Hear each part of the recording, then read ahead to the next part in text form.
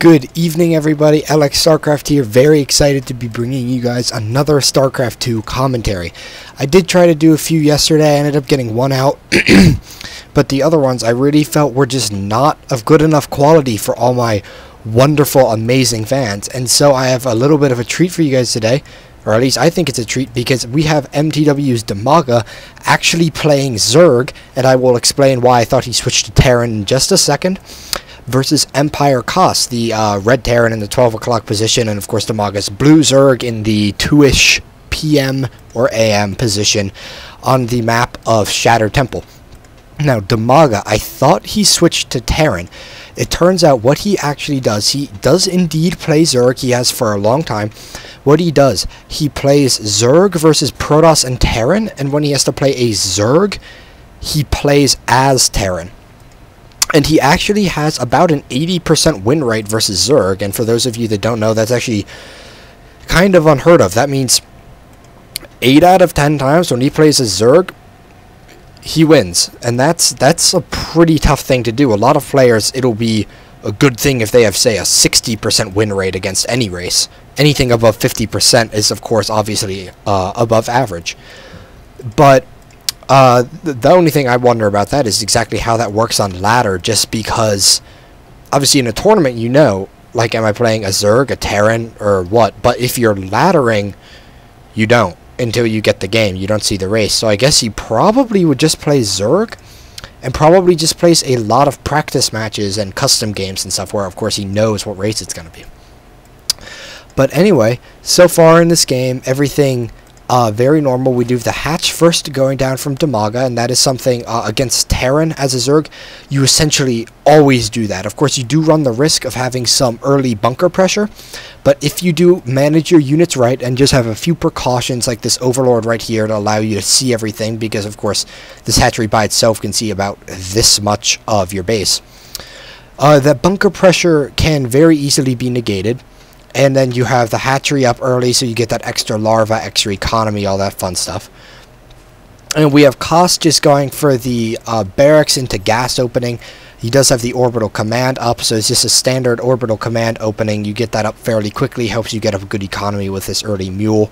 Of course, you'll see his income is pretty high for having only 16 workers. It's about 100 higher than Dimaga's, just because of that one mule. And so we do have Dimaga's pool just now finishing up. We do have him mining the gas for the Zergling speed and seeing 4 Zerglings on the way, as well as 2 queens, one at his natural and one at his main. And that's actually a timing that I myself hope to master someday, where if you do it right, your spawning pool finishes at the exact same time as your natural, and so you can just make both queens right at once. So that's always a very nice little thing like that. We actually do have a very early command center coming down from Kas. Now, the strange thing about this, because a lot of times you see an early command center, but you almost never see it on the low ground. You'll see it somewhere up here or even over here where it's not really scoutable, and it's not nearly as vulnerable. Now, we do have the Zerglings actually chasing down these Marines here, and I'm anticipating those are going to go down because they're not fast enough. He's actually sending out a few workers trying to maybe distract them, but wow, he actually loses one of them. Oh, is he going to lose the other? No, it looks like that SCV is going to be safe, and he's also breaking off some Zerglings, managing to pick off that Marine, and oh, he gets the worker as well. He does see the Hellions pop out. So that was actually a very nice little trade for Dimaga. He managed to get 2 SCVs as well as 2 Marines just for 4 Zerglings. And now, of course, he did get to see the exact Hellion timing. We already have the Spinecrawler down, so we know Dimaga, he actually just assumed that there would be Hellions, and that's a very safe assumption. Just putting the Queen on the ramp, blocking that blocking the ramp, make sure the Hellions don't do any runs into the main. Sorry about that, guys. I really needed a drink. We do have EmpireKas just building the bunker right here, and of course this is pretty necessary. Of course, you see he only has the 1 Marine on the map. The bunker, of course, makes that 1 Marine not only have a greater range, it protects it, makes sure it can do all its extremely, some might say, imbalanced amount of damage. Now, I don't necessarily agree with that, but some would say so. Many people say that man who would say that is known as Idra. But anyway, we do these Zerglings bursting down to destructible rocks, and that is actually the one thing that is not very nice. These Hellions being forced to back out right here. Doesn't want to take too many losses. He actually doesn't lose a Hellion. But that is one thing that is rather annoying on this map for a Zerg player, is the lack of an easily accessible third. Of course, you guys can see both the high yield and the third up here have the destructible rocks, making it hard to expand early, so your only option would be over here. And of course, the distance between that base and your natural, it can be very hard to defend early, especially against something like Hellions. And so right now, EmpireKas is actually on even bases, probably almost even workers. I actually lied, but he does have mules, so you see this income is actually almost as high, especially once this mule starts mining. But we do have Kas and Dimaga on even bases. And so Dimaga is doing his pretty usual quick Mutalisk style. I know he does this against Protoss as well. And so Dimaga, very good player. He has some very good Mutalisk control, and it'll be good to see exactly how much work he can get done with that, especially because the Terran player is indeed getting so many Hellions. He doesn't really have many Marines at all. You can see he only has 6 Marines on the map, and currently they're all occupied inside the medevac. Once again, these Hellions coming down, looking see if there's any what would you call it, vulnerability he can exploit in the Zerg's natural and his defense. And unfortunately for him, there is not, because he does have the evolution chamber, making sure nothing can run past here. He's got the queens. He had Zerglings over here. We actually have a little bit of a drop coming on from EmpireKas right here. Now Dimaga did scout this. He's building some banelings, and this is what we would simply call an elevator play. I'm sure you guys can see why. He's essentially, quote-unquote, elevatoring the units up into the base. Taking advantage of that, and looks like all the banelings and Zerglings are going to be swarming in, and Dimaga, or Kas, just picking everything up. He knows he doesn't have enough units to do anything against that. Looks like he's actually going to be sniping this Overlord right here, dropping the Marines on the high ground, so that's a little bit annoying for Dimaga. But very nice hold there by Dimaga. That can oftentimes do a lot of damage if the Zerg player is not prepared. Now, of course, I would largely attribute that to the fact that this is because of the fact that he cannot get up that third as early as he wanted to. He did have a whole lot of Zerglings because he needs to be spending that money while he's waiting for his Spire to pop out to get the Mulisks. And speak of the devil, it looks like they just arrived. He actually had them rallied. Ooh, he had them rallied into the missile turret, so that's not too good. And EmpireKas actually have the timings very well down. He does have these missile turrets just in time for the Mutalisks showing up. And of course, for these initial, 5 or so mutas, these 1 or 2 missile turrets are plenty. Hopefully, Dimaga, we see him desperately trying to break down these rocks, and he finally does manage to. I'm sure we'll be seeing that on the way soon, and I wouldn't be surprised to see him go and just break down these high yield rocks, because he has these extra Zerglings. We do have the siege tanks finally churning out from Kas, and I'm assuming that the siege mode just finished because, of course, the tanks are currently not sieged, and there we go, we do have the siege tanks coming up. And so, right now, we just have everything going very normally. Kas building up his army, getting his upgrades, I would assume. Yes, we do have the +1 infantry attack about to finish. Of course, this infantry attack on these Marines, that is what really does damage, just because quickly upgraded Zerglings can be extremely effective against Terran if the Terran isn't careful. But as someone once put it in a YouTube comment I saw, 3-3 Marines are not a tier 1 unit. 3-3 Marines are actually the most scary unit in the game, bar none. I would rather have a pack of 3-3 Marines than I would have an equal number of Broodlords, just because of the amount of damage they can get done if microed correctly. And unfortunately, I do play Zerg, so I wouldn't be able to get Marines unless I manage to Neural Parasite an SCV, build a command center, and then build some barracks and get some Marines out. And that's kind of hard to do in most ladder games. So we have to see whether Dimaga can get some work done with these Mulisks right here. We do have the armory on the way from Kas, and that would tell us that he's probably going to be getting a Thor very soon. Actually, he's getting another siege tank, but he did some very nice timing, that armory finishing up right when the siege tank would have been able to finish, so he could have produced a Thor. Really, what you do, of course, the Marines are very good early defense versus the Mutas, but the Thors are really good late game, because you'll see something Zergs like to do is they like to really ball up their mutas, making sure that they're all in one place, there's no strays, and they can do a whole lot of damage. But of course, Thor is doing the splash damage against the air units. If the Mutalisks are really balled up, the Thor can be really deadly, especially with a range of 9. That's even greater than the missile turret, I think. So, say the Thor is just sitting right here, it can attack the Mutas in this whole mineral line area, and so Dimaga has to be extremely careful, kind of shuts down the Mutalisk harass. So right now we do see both the infantry armor level 1 and the Terran vehicle weapons level 1, as well as I should say, the infantry weapons level 2 coming on the way. So EmpireKas is doing very well with his upgrades. He's doing a really good job making sure he keeps up on those. He's actually, at the same time, Dimaga, we actually have the flyer attacks level 2, while we do not have a whole lot of ground upgrades. We do have the Carapace level 2, so that is very good for Zerglings. And it's actually a very crucial upgrade to get versus a Terran if they're getting tanks, because a tank versus a Zerg with no ground upgrades, or no armor upgrades, can actually one-shot a Zergling, and that is, of course, very hard for the Zerg to do.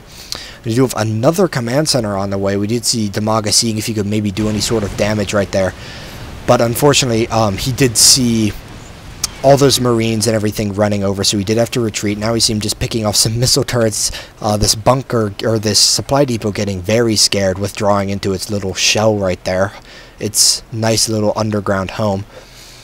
And so right now we have Dimaga just kind of sitting outside the base, making sure he doesn't move out, making sure there's no drops. You see he does have vision of most of over here with all these mutas.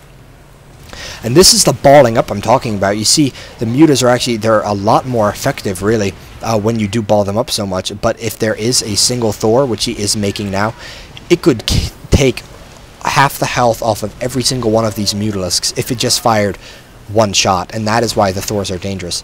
So now Dimaga really not able to do too much work. There is indeed a missile turret that he does manage to pick off, and he is scared of these Marines though, so he doesn't want to attack. Not managing to kill too many workers. Let's actually take a look at, he's managed to kill 7 workers so far, so that's a nice little pickup for him. And we actually have all the Zerglings running in here, running into the siege tank line. Now, of course, as the siege tank's getting a lot of Zerglings, but he's actually going to be losing all of the siege tanks. And that was a nice little pickup for Dimaga right there, just because the siege tanks are so dangerous. We also have the Banelings, oh my gosh, running into all these workers, managing to do some damage there. And then at the same time, Dimaga sweeping in on this side with the Zerglings. But we did see that Thor taking down the health on almost all of these Mutalisks, and that is why they can be so dangerous. But we did have some nice little multi-prongs attack right there, killing about 13 more workers. And so that puts Dimaga at 68 over 59 workers, so we do see him whittling down that Terran worker count a little bit. And this is exactly what Dimaga really needs to be doing. He needs to make sure the Terran cannot get maxed out, because of course a maxed out Terran army can be a very scary thing. At the same time, Kas is doing really what a Terran does best, and just kind of sitting back, macroing, making units, and then eventually pushing out when he does feel pretty safe. He's actually going to have to micro back, make sure those Banelings don't get too big of hits. And it looks like he is indeed able to keep most of the Marines alive, as well as one Thor. So these mutas really are not going to be able to engage until they can kill off all of the Marines first.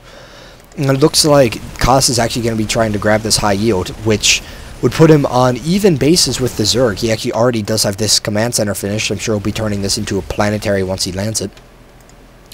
And as I said, Kas, he's just kind of sitting back, he's macroing, building up, and you see he's getting closer to the Zerg in supply, and this is exactly what a Terran wants to do. Many people do not like Terran for exactly this fact, but their strongest point, the way the race can almost be played, of course there are some extremely aggressive Terrans, but when it comes down to it, what they're almost best at is just protecting their bases, macroing, and just putting out a little bit of aggression when needed in the form of things like drops. Because with things like the siege tanks and these Marines and planetary fortresses, missile turrets, all those things, you can just sit back and defend yourself for a very long time while you macro. Now this is actually a nice little pickup right here for Dimaga, picking off about 8 Marines as well as a medevac.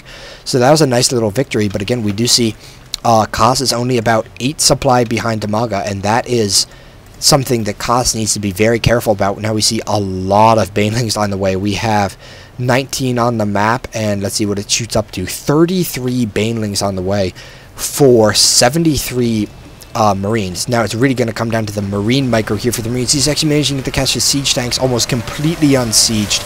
Luckily, the Marines being fairly protected from the banelings, but there's just so many they managed to get around, get some really good hits off.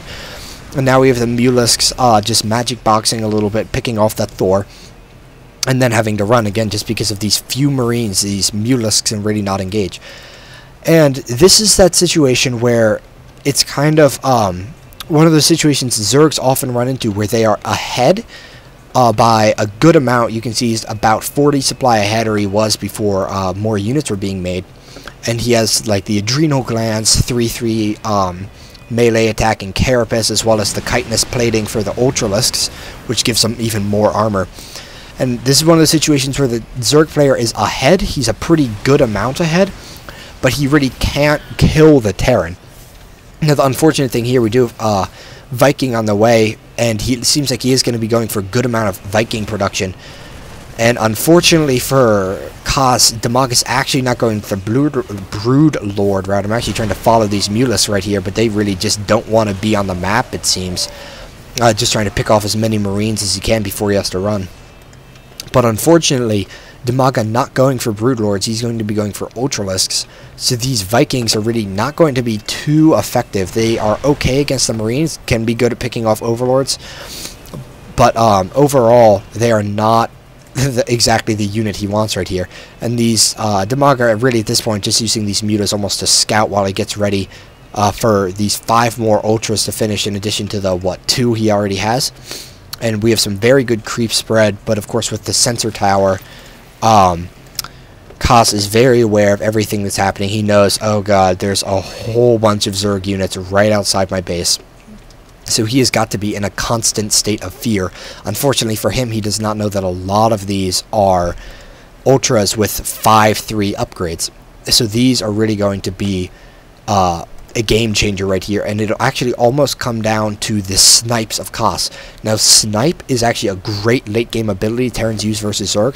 It allows you to do 45 damage at very long range, ignoring armor, to Zerg player. And it looks like we actually have Dimaga sweeping in from both sides here, getting a very nice surround. And as I said, there are the really nice snipes going down, picking off a lot of the Ultras, but huge fungal and huge baneling hits coming down from Dimaga onto Kas. And Kas, you see, he's picking off as many units as he can, but are really not quite able to. Now we do have this Ultralisk soloing the planetary fortress here. Will he be able to do it?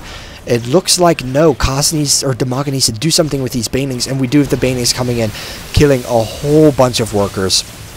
And now the Ultralisks will be able to pick off the high yield. Then this leaves Kas really on basically one base, while Dimaga is still mining pretty healthily off of, I'd say, 2 bases right now. This high yield is getting kind of mined out, but he does have this base, which is totally untouched. And he's plenty of drones ready to go. So Dimaga definitely coming out ahead in there. You can see he's about 5,000 resources ahead in the resources lost tab. He's also about 100 supply ahead. So it seems like Kas, he's definitely not in a good situation. It seems like his only chance at this point is take advantage of these ghosts, if he can get some really good snipes off, or maybe some good EMPs on the infestors. He might still have a chance if he can sit back, macro up a little bit more, then manage to push out with maybe something like a big Ghost Marine Marauder army. Because of course, those Marines could be very good against the Zerglings. The Marauders good against the Ultralisks, but of course so are the Ghosts. And now he actually needs to really pull back, make sure this whole army is not going to be in too much trouble getting surrounded by all these Ultras. Oh my gosh, but he could get some huge fungals off. Oh, and the huge fungal coming off from Dimaga. And it looks like all the Ghosts and all the Marines are going to be dying. And there's going to be the GG from Kas.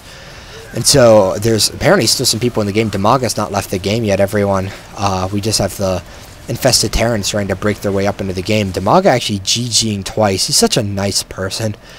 But right there, it really just came down to this one engagement right here where Dimaga actually got a really nice flank on Kas's army. And of course, Kas did have to be kind of right here to make sure he could defend this high yield. But this allowed Dimaga to run in Ultras from here and here. Got off some great fungals, great baneling hits. And I hope you guys enjoyed this game. I hope you enjoyed getting to see some of Dimaga's Zerg play. I love it. He's definitely one of my favorite players. And I hope you guys all have a fantastic rest of your day.